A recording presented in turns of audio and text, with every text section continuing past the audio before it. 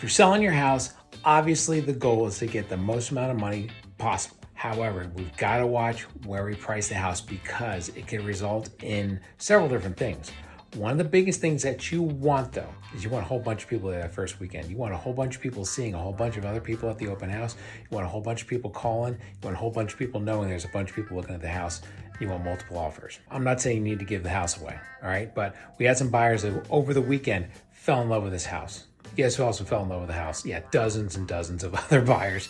They were all there over the weekend looking at the house, at the open house, multiple offers. Yeah, that first weekend in January, everything's supposed to be quiet. Yeah, in Swanee, if you price it right, the house looks the part, you get multiple offers. And that's the situation you want to be in when selling the house. Now, keep in mind, you don't want to give the house away. And we don't tell our people to give the house away because that's crazy. Because if the house is worth, let's say, $500 in the open market, you want to sell it for, you want to list it at $550. Let's see what we get. But you want to list it for $500, maybe even list it $489.9, and then really drive the people crazy. Because keep in mind, every dollar you go down, more and more buyers are looking in that price range. So the more buyers you get in there, the more of a frenzy you get, and they're going to bid that house up.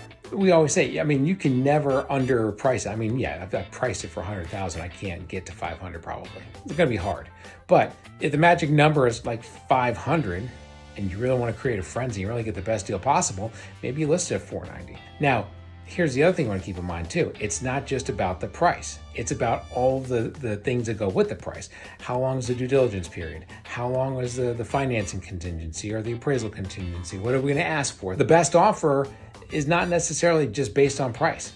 It's based on all kinds of things, okay? So that's what you want. So when you're pricing, yeah, I want you to get the most amount of money possible, but at the same time, I want for you to have least amount of headache possible. Best thing you can do is let's figure out, A, where should this house sell?